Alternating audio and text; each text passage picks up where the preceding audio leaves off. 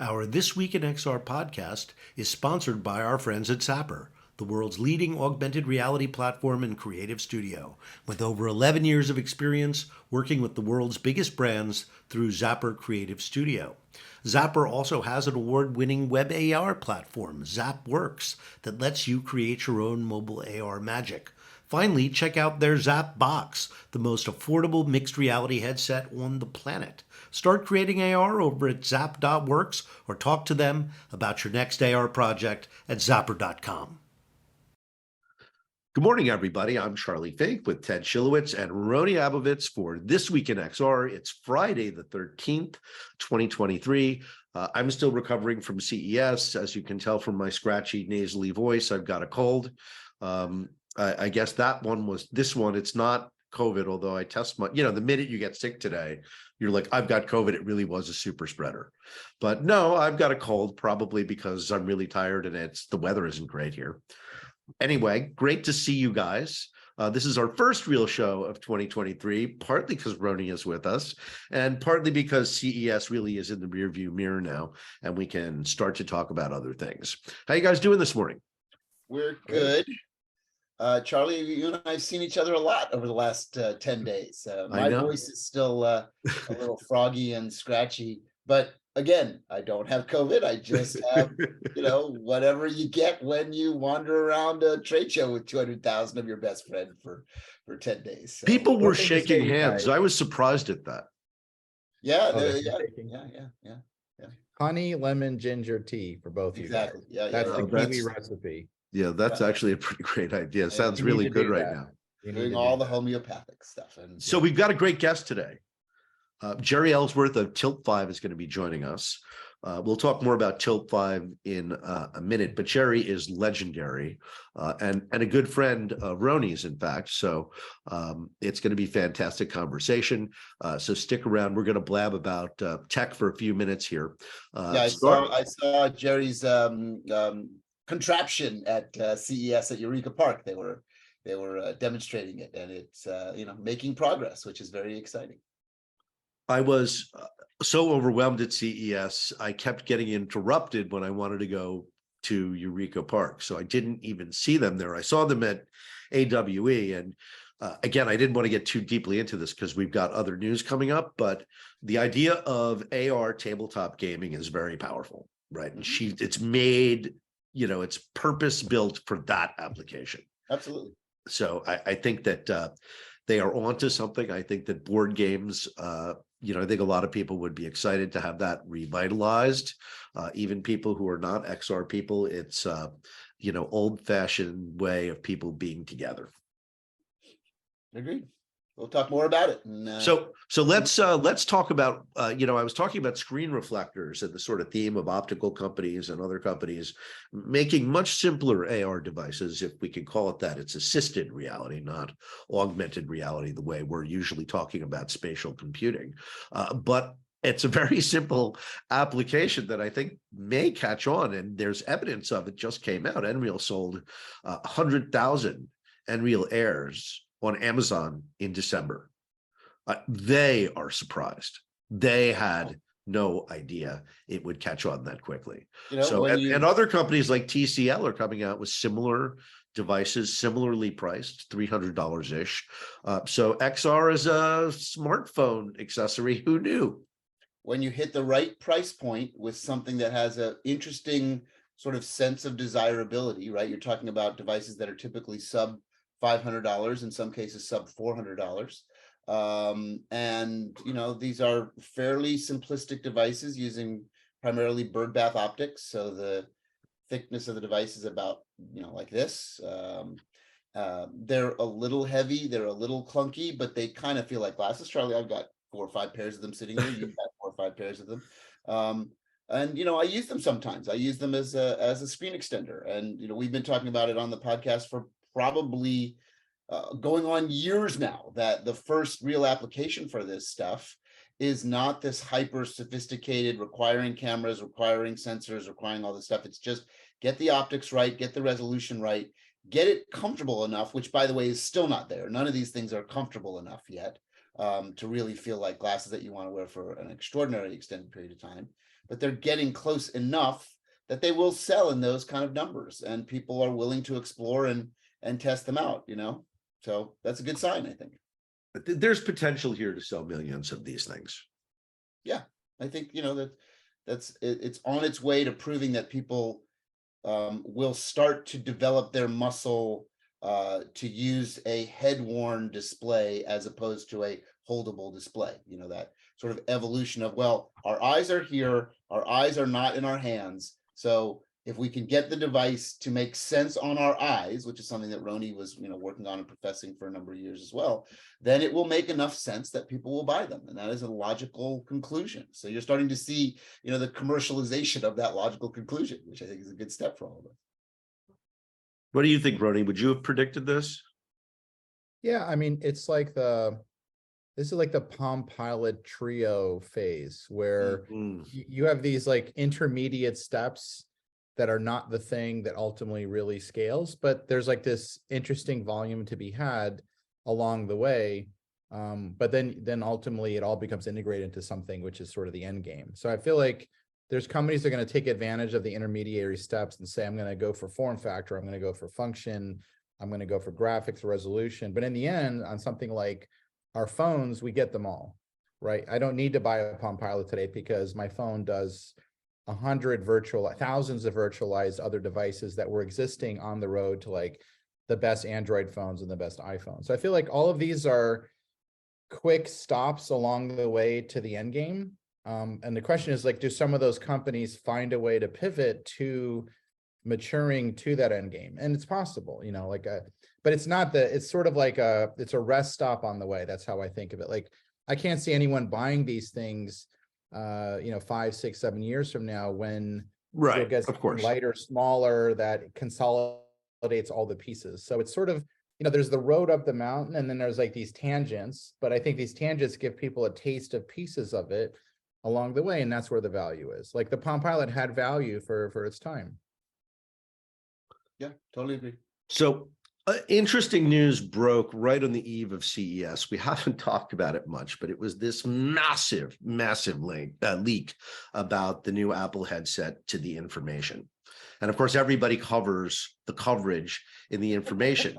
But then Bloomberg chimed in, and Bloomberg has been a very keen follower of Apple and has analysts focused on it exclusively. And then they picked up the drumbeat. So there was so much detail in this leak that I don't think I think it's the real deal. And what's more, I suspect that Apple had something to do with the accidentally on purpose leak because it was of the timing of it right on the Monday of CES. So Apple found a way of dominating CES even without being at CES. Yeah, I mean, all I can say on that sort of front, Charlie, is leave it to Apple to make more news than anybody that shows off at CES by not showing off at CES, right? And Apple has a long history of making noise by not making noise. So it's an interesting trend. Yeah, so if they're making noise, something must be up. Well, something's definitely up. But all I can say is I just would not put a tremendous amount of stock in the information or Bloomberg or anybody else that is reporting about this. I simply would not. I would agree with Ted. Stock as you're putting into it. Ted, I would totally agree with you because having been on the other side of reporting, which is completely wrong sometimes, like you get excited, but some of the sources that you're talking about, I've been on the other side of it, and like there's maybe 10%, 20% correct, and 80% just noise and nonsense. So I think you got to sift that out. But I think what is true, and I think all of us have our own anecdotal insights into what's going on. Something is afoot, but there was also something afoot with them building an electric car. Right. And there was a ton of noise around that. So it's possible they never ship anything. Right.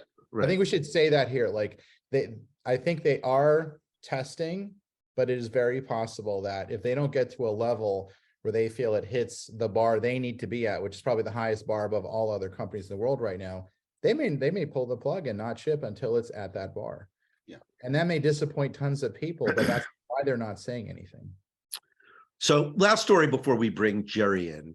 A new company, Inner Cosmos, came out of stealth. It is founded by Marin Gribitz, who created the original Meta. And this company is skipping the eyes.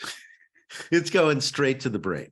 And let me describe for a second what they've got. It's a little wafer that looks like a tiny little flat battery, and they make a tiny incision behind the ear, and they just slip it in as if it were a ocular implant or whatever they call that. But they raised $10 million. They just came out of stealth yesterday. And the thing is charged and read by an external kind of magnet that sits on top of it. Ostensibly, it's held in place by just sort of sitting on your hair. I guess in my case, there'd be tape or something. But it's supposed to treat severe depression, and they've been testing it on people, and it's really working. Yeah. So these are people who cannot be treated pharmaceutically. So, and a lot of them are in real trouble. Their lives are in danger. So, this potentially is a game-changing tool for psychiatry and possibly the beginning, as he suggests, in all sorts of cognitive therapies. Well, Charlie, he's in the same game as Precision Neuro, which is a Boston company, one of the co-founders of Neuralink, who I met, did Precision Neuro in Boston. Then there's Neuralink, which is Elon Musk's famous brain-computer interface, and Maron's company here is also in that game. And it's quite interesting because the implications of it working are way more profound than it, let's say, failing. Let's say it really does work. What does it do to the pharmaceutical industry? What does it do to being able to change someone's personality, mood, neurologic disorders with software on demand in terms of adherence to protocol, but all the positives that come out of that, but also there's a lot of weird negatives. Like you can implant something and change your personality, change your mood. It's a very interesting, weird, brave new world this is opening up.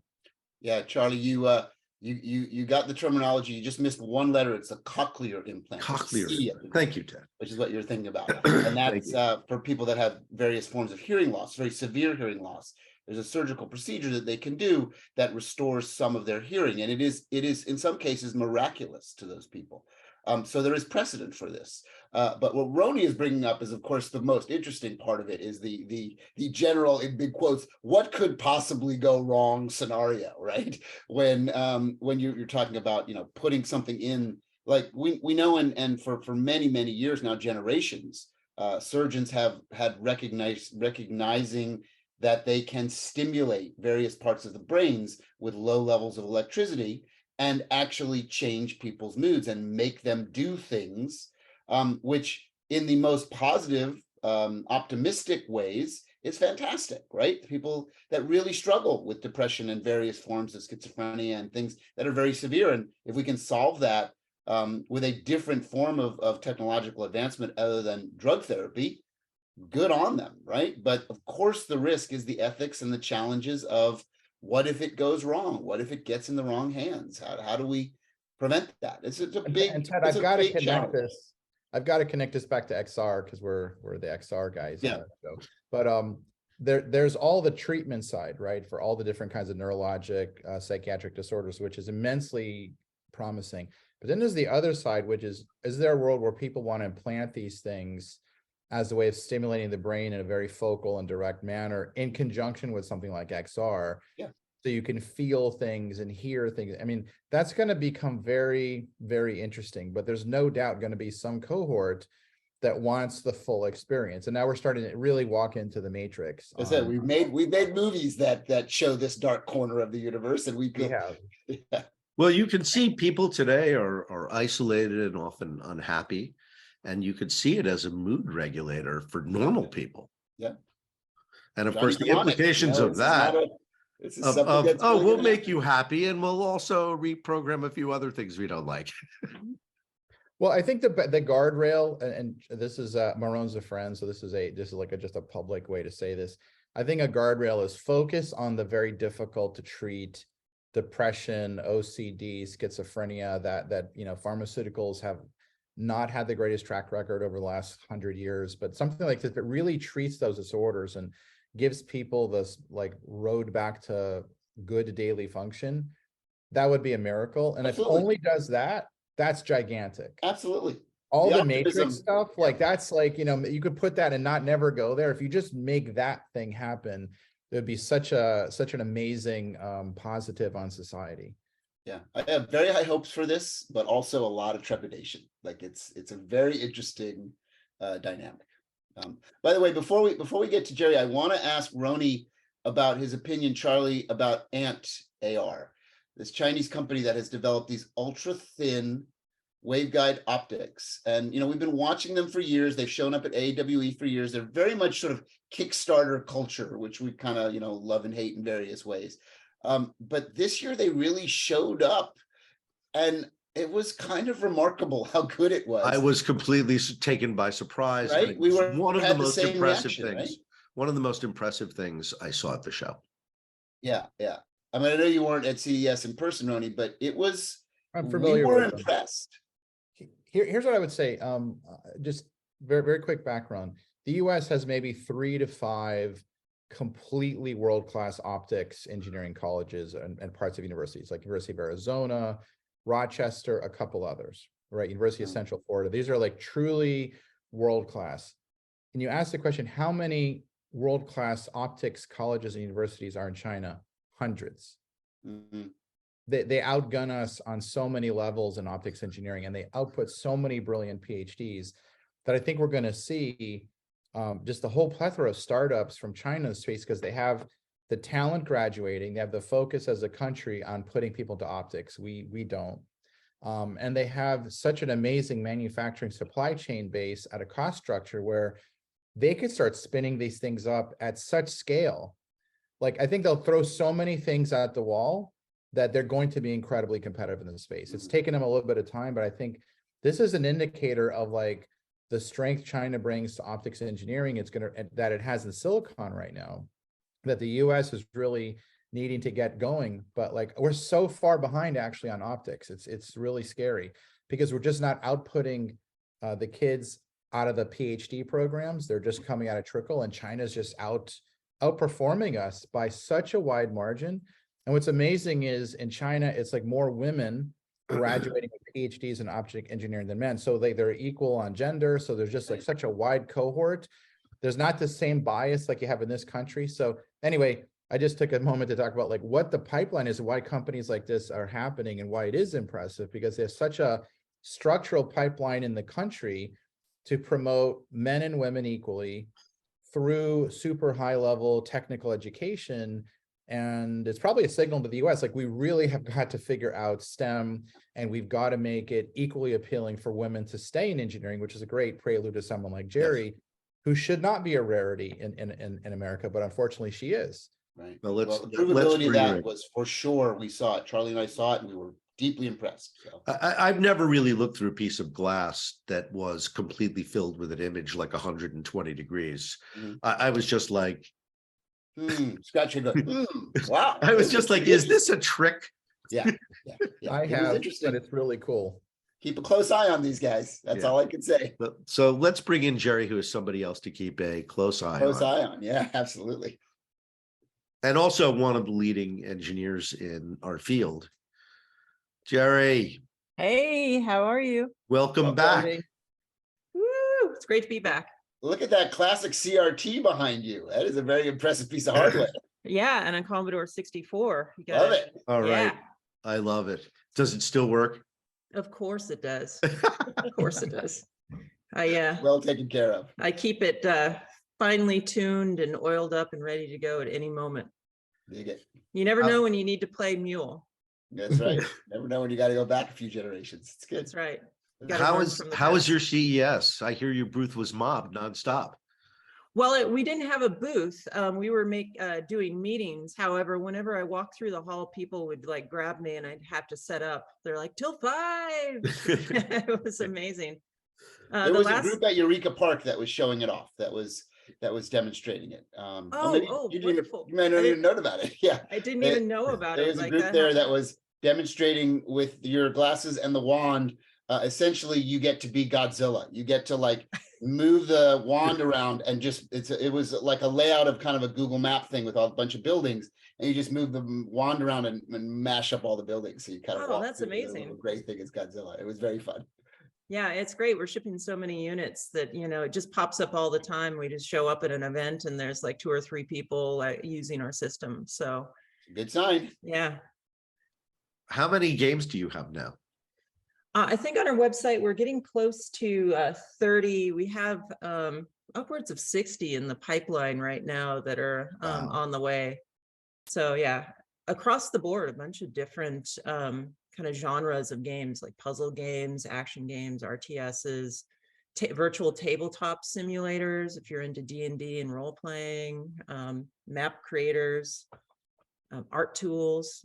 Yeah, it's pretty exciting to see all this content start to come, and it's coming organically now, which is cool. In the early days, we had to kind of be out there and seed every bit of it.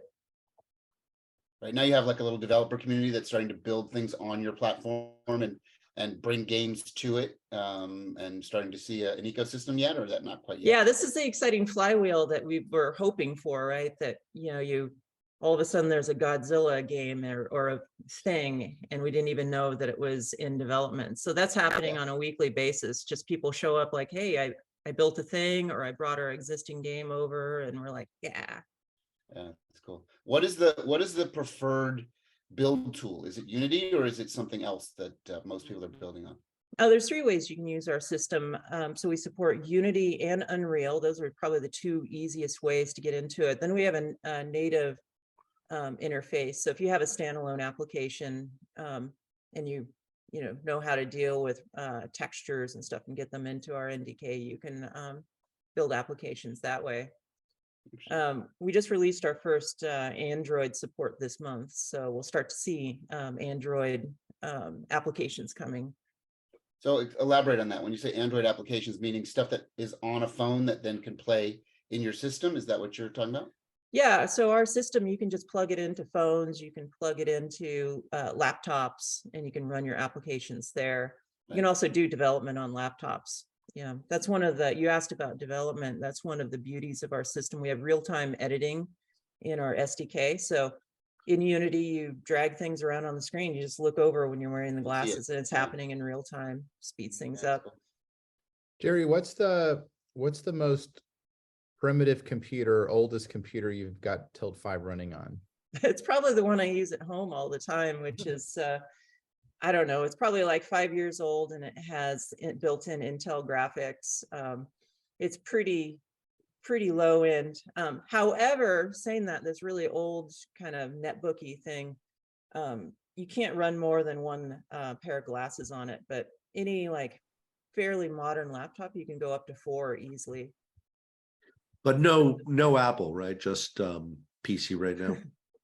Well, no official announce of Apple, but one of our developers or one of our engineers over the weekend a few months ago, she's like, oops, I accidentally added Mac support. She's a Mac, she develops on a Mac, so she just made it happen. But so we're now we're trying to figure out how do we roll that out and support it, because it's kind of a niche-y, audience, and there's not a lot of games there. It'd be mostly for developers, I would imagine. We also support Linux as well. Caveat of, there's so many flavors of Linux. There may be, your results may vary if you don't have like the right build or distro of Linux. Yeah, it's something we talk about all the time. It is sort of the one sector and the one area that Apple has really, at least not, vertically within themselves, succeeded at, right, is gaming. In fact, at Eureka Park, they have this very cool exhibit called like the wall of shame or the wall of failure or something like that. And one of the devices they show is the infamous Apple Pippin, which I sent Charlie a picture of, which of course all of us remember, but nobody else remembers the Apple Pippin, which was their gaming system that I'm sure Tim Cook's happy that you're bringing it up right now, Ted. Yeah. But it's So also so interesting. Right after Ted said it may never ship. Yeah, exactly. But it's also so interesting that, on everyone's Apple devices, there are millions of games that, play in their ecosystem that they don't have to develop themselves that, generate huge amounts of profit for Apple. So it's kind of a, it's like, it's a fascinating story of Apple succeeding. Even when they can't succeed in a sector, they still succeed in a sector. Well, that's what you want. It goes back to that flywheel of developers. Once you enable them, then they can go and create their own applications. And Apple succeeded very well at that, which is amazing. Here's a quick story. At my office, it's like a museum. Every room is dedicated to companies we admire. So there's an Atari room, there's a Sega room, a Nintendo room. But in my office, I have glass cabinets set up and I have them themed, and I have cabinets of commercial failures. And I've been looking for a Pippin to add really in hard there. to find. I got to add Stadia a few weeks ago. Stadia, there you go. Joins the club, exactly. But I find like the failures just as important as the successful products. So I like to pair them up. Shield and all kinds of things that belong in there. Yeah, absolutely. Do you have a General Magic communicator? No, that's probably above my price point of what I can pay for. That is the ultimate collectible, right? Yeah. What a fantastic documentary. Yeah. So much good to learn. We had Sarah Kurish, the filmmaker, on the show 2 years ago. So that everyone should go check that documentary out. It's amazing. It's the story of the greatest company in Silicon Valley you've never heard of. But in the early 90s, they were white hot. And the CEO, Mark Porat, was speaking everywhere, Goldman conference, everywhere. And they had the first concept IPO, right? They didn't have a product. All they did was lose money, and they raised, I think, like $75 million in an IPO, which at the time was an insane amount of money. Yeah. And then, of course, the communicator came out, and while it was a wonderful device, it only communicated with other communicators. And it's a classic story of timing, though, right? Yes, of course. Ate alive by. You can't sell a smartphone to somebody who's never used a cell phone. Changing users' behavior. It's one of the things, we talk about all the time. And I think that's why our product resonates so well. Is like, we didn't try to boil the ocean. It's just like, we want to do one thing really well. That's play games in the living room with friends and family. And we optimized everything around that. And the communicator is an example of amazing device, but like, how do you onboard the customer the first time when they've never seen anything like that? One of the funny things of the documentary is they showed some old man in the street interviews from the early 90s, asking people if they wanted a cell phone.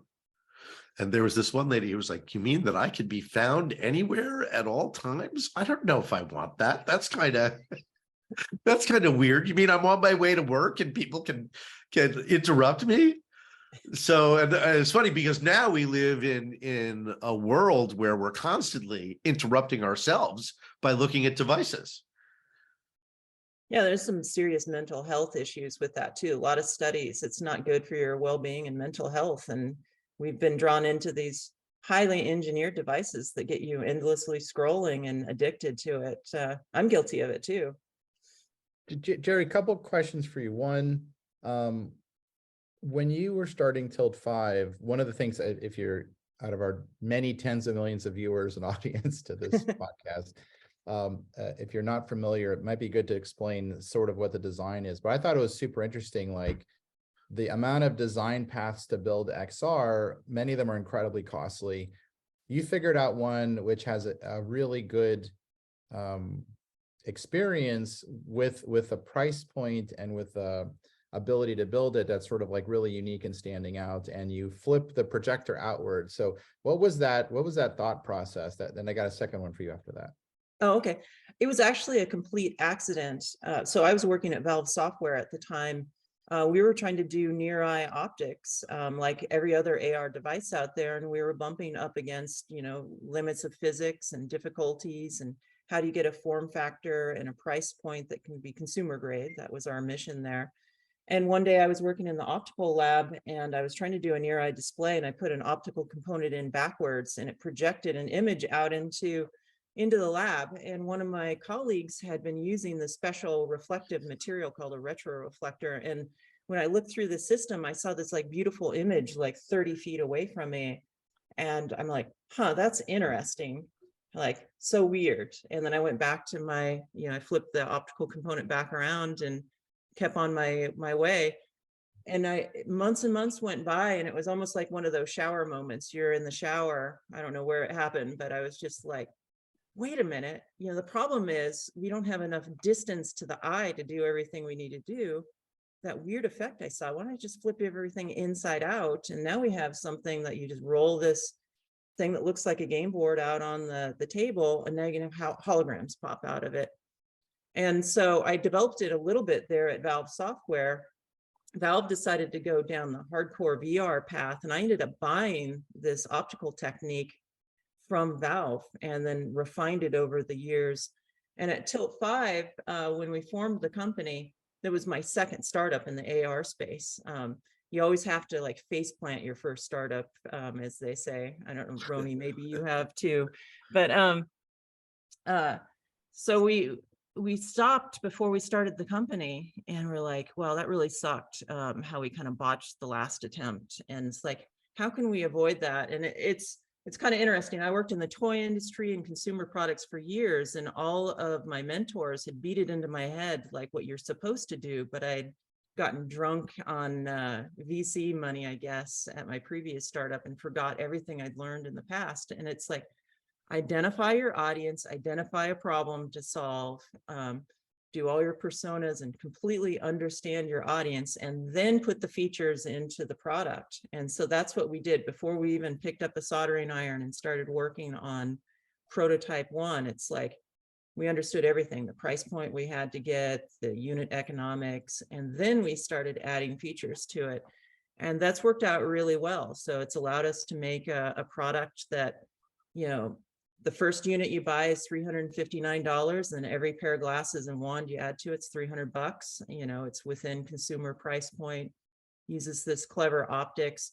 It led us down this path of some processing we could do in the headset that lets us interpolate all of the frames coming from the game, so that games don't have to run at a crazy high frame rate. We just interpolate between them, so it's always a great user experience. Allows us to run on phones. And just starting with that fundamental, like, what the hell are we doing thing, and clarifying that, and then just laser focus executing on that's led us to a product that resonates. In fact, CES story, I was last few minutes at CES, I was walking out the door, and a reporter from Popular Mechanics heard that I was there and was chasing, just trying to find me apparently, and caught up with me at the front door. And it's like, I got to take a look at this. And so we rolled the game board out, we played it, and we got a best of CES from Popular Mechanics. It was just like, I didn't go there intending to spend a lot of effort demonstrating. Those are the best stories. Yeah, that's great. Jeri, the part 2 is if let's say some really intelligent investors listening to the podcast go, all right, we're gonna fund, properly fund Tilt 5 all the way. What is Tilt 5 2030 look like? What's happened? Oh, 2030, Yep, 7 years.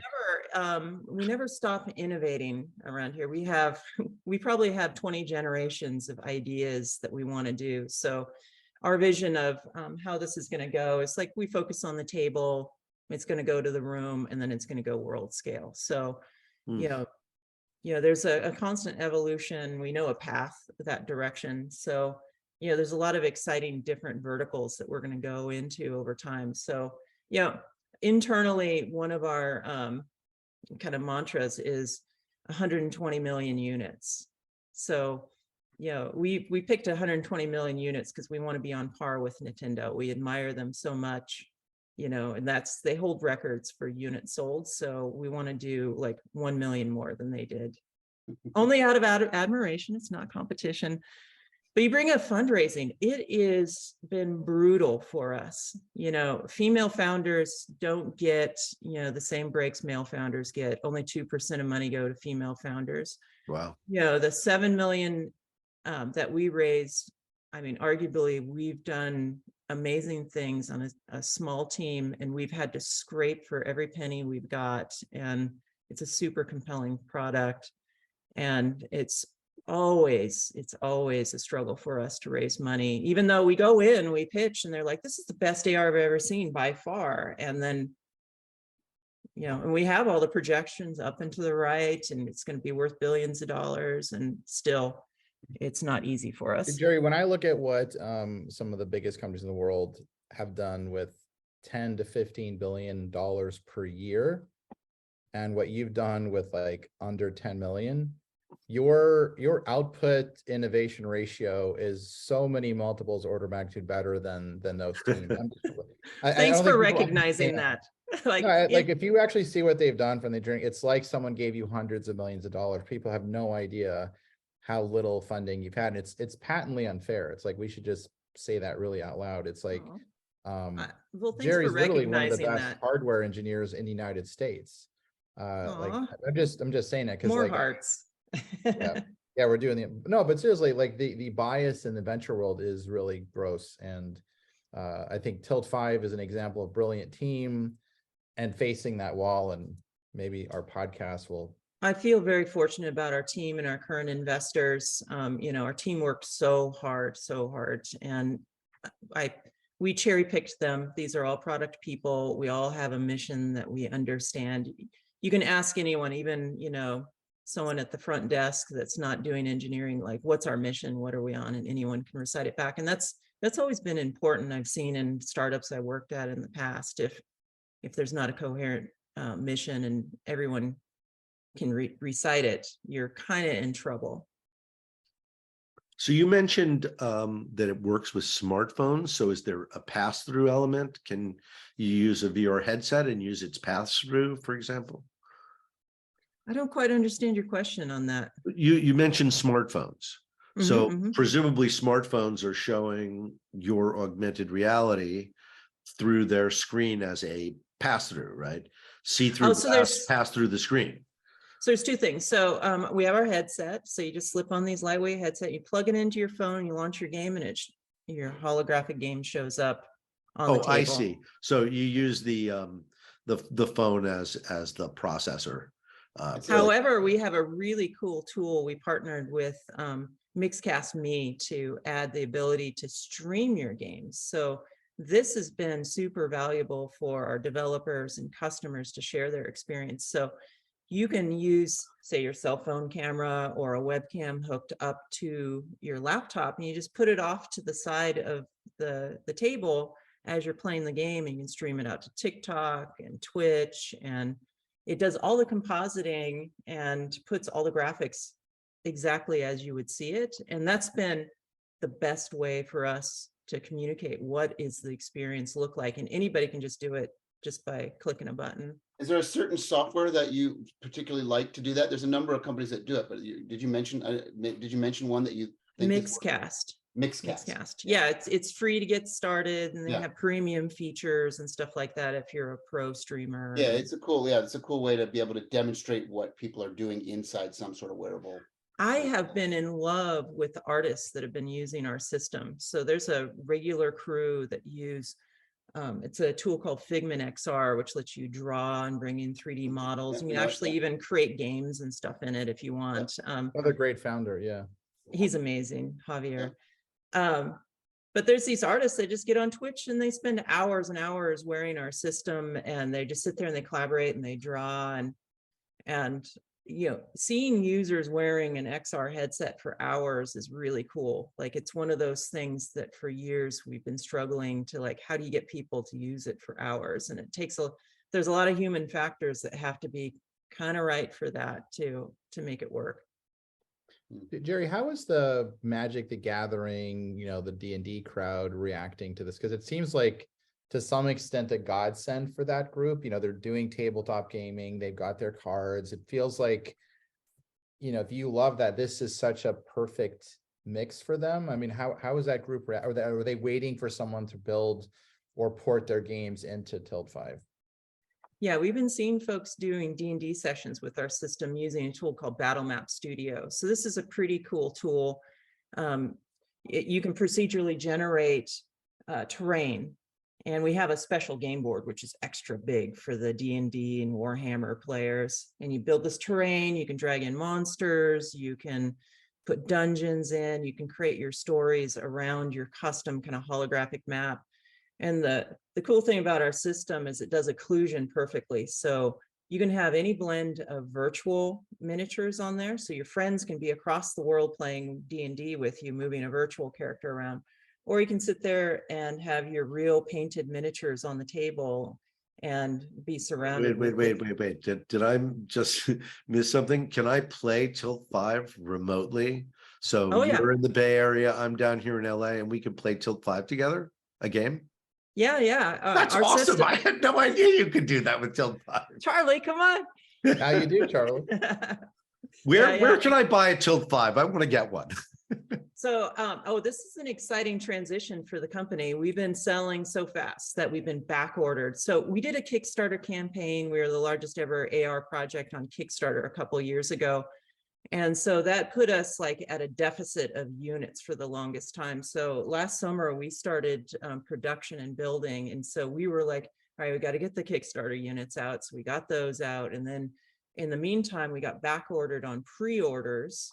And so we were just working and like demanding more capacity from the factory, like, please build more for us. And next month is our transition where we'll actually, someone can go to the website and click and get a unit within like a handful of days. Although we have a 1-player pack, a 2-player pack, and a 3-player pack on there. We're already sold out of the 3 players. So, you know, if people, which is a really amazing testament. Like that was one of the things we weren't sure of in the early days. Like, are people going to buy these and play group sessions? And I forget what the exact number, but it's around 47% of our customers are buying at least 2 headsets. That's really cool. And yeah, I mean, it's a testament to the fact that it's really social gaming that people want. It's a multiplayer individual game experiences. They can get that. They can fill that void in other ways with other devices. But the idea of sharing, as you talked about, you know, with D&D and Magic the Gathering and all those things, is the idea of being with other people, right? So you're tapping that nerve, and makes total sense to me that the bulk of people want to order more than one. You know, so I was at CES, I was demoing to kind of one of the VR press out there. He'd heard about us for a long time, and his colleagues had seen it and said, like, this is great. And he's like, I've been waiting so long to see this. And so we sat down, we were doing a demo. Part of our software stack is we made it social just right out of the gate. So even single player games, if you plug in multiple headsets, you can spectate, right? So you don't have to build the game in any special way to spectate. You can pass controls around, do hot seat. So I'm sitting here with him and I'm running him through the demo, and I'm wearing a pair of glasses and he's wearing glasses. I'm pointing to things like, all right, click that menu over there, move your piece over here. We're pointing. And it took him a second, like 5 minutes in, he's like, wait a minute. I've never experienced anyone like onboarding me like this and like actually pointing to something. I didn't realize how powerful that was until, you know, after the awe of seeing the beautiful graphics faded. But yeah, so you can have any number of people, local and remote, play together. So like this Battle Map Studio I was describing, you can do network play on it as well. So if your friends can't come over for your D&D game, you just log them in, and you can put virtual representations of your miniatures on there. So we did a D&D session at our office a few weeks ago, and it lasted for about 3 hours. And it was funny, one of the players rolled real physical dice, and it rolled towards their virtual character, and they kind of jumped a little bit. And then they looked up at, I was standing there, looked up at me. It's like, I've never experienced that before. Like normally when you roll your dice towards your miniature, you're going to knock it over and you have this kind of visceral reaction, but it just like rolled right through the character. Yeah. Well, we're headed toward the end of the show, Jeri. There were a couple more questions I wanted to ask in addition to where people could buy it, because hopefully our praise is filling the listeners with enthusiasm for the device. How much is it? It's $359 for your first unit that gets you all the accessories and stuff. And then in our 1-player and 2-player, or 2-player and 3-player kits, $300 more per headset. And you can just go right to our website. You can click buy, and we'll like I said, we're at this exciting point where we're only, if you buy now, and you're only a couple weeks out to get it, and we're getting to that point where you'll be able to click buy and just get it immediately, which is really exciting for us. And how are you getting the word out about it? Because hardware is so hard, not only because you have to hold inventory for a certain amount of time, but also because it is very hard to compete for people's attention.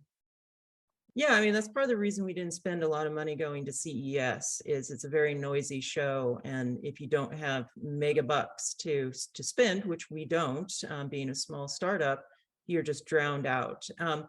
We've also been in the situation where we've been back ordered. So increasing our backlog hasn't been particularly, important to us to get out there and market right away. But we do want to get funding going into the new year and do serious marketing so people hear about it and we can start to scale up and more people have it, more people to play games with, and more developers. It's a balance of when you market, you have to be prepared for the success of that marketing. And if you don't have the supply chain ready to actually fulfill it, it can actually be a failure point for your company, not a success point. So you don't want to disappoint the end user. Good thing is we turned the corner on that. Things are, fixed up on the supply chain manufacturing side. So now it's the perfect time to start to, as they say, throw gasoline on the fire and let it go. It's good. Exciting. Well, congrats. That's fantastic progress. Great news. Really enjoyed having you back on the show. I always love talking to you guys. You guys are so fun. You're 2/5 of the way to a green jacket. So we don't actually have green jackets, so we make you a co-host then. A virtual green jacket, yes. Hey, whenever you're ready, I'll don the green jacket. All right, thanks, Jeri. Thanks, everybody. That's our show this week. And have a great weekend.